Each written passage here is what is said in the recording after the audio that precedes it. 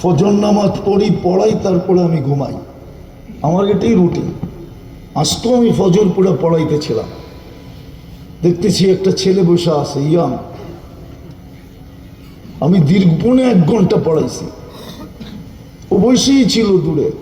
ওটা আসার পরে দেখা দিই কানতে কানতে বলতেছে, হুজুর রাত্রে দেখার মন মানে না, আপনার কাছে ছুটে চলে আসছে। ওর মন ভরছে কি, আমার মন আরো বেশি ভরা গেছে। মালিক, আমার এই সমস্ত যুবকরা যদি এটাতে অভ্যস্ত হতো,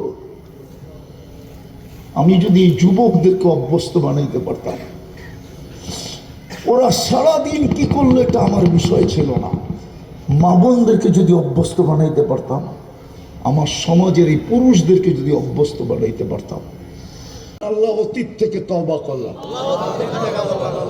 অতীত থেকে, আরে জুড়ে বলেন অতীত থেকে না, যদি মনের থেকে কইরা থাকেন গুনাহ মাফ। রব্বে কাবার কসম, যুবক তোমার গুনাহ নাই, তুমি এখন নিষ্পাপ। সামনে যদি 2টা কাম করতে পারো, প্রস্তুতি কমপ্লিট। পারবা? ইনশাআল্লাহ। বলবো? পারবা? ইনশাআল্লাহ। ডেলি যখন ঘুমাইতে যাবা, বিছনায় বসা হোক শুয়া হোক, হাত 2টা উঠায় বলো, আল্লাহ আমি মাপ চাইয়া ঘুমাইলাম, আল্লাহ আমি তওবা করে ঘুমাইলাম। মাপ চাইয়া ঘুমাইলাম এই শব্দও বলতে পারো, অথবা তওবা করে ঘুমাইলাম এই শব্দও বলতে পারো। ইচ্ছা তোমার যেটাই বলো। পারবেন? ইনশাআল্লাহ। ভুল হবে না তো? ভুলা যাবেন না তো? হ্যাঁ, ভুলেন না, কন্টিনিউ করতে থাকেন, বেশি দিন যাবে না ইনশাআল্লাহ।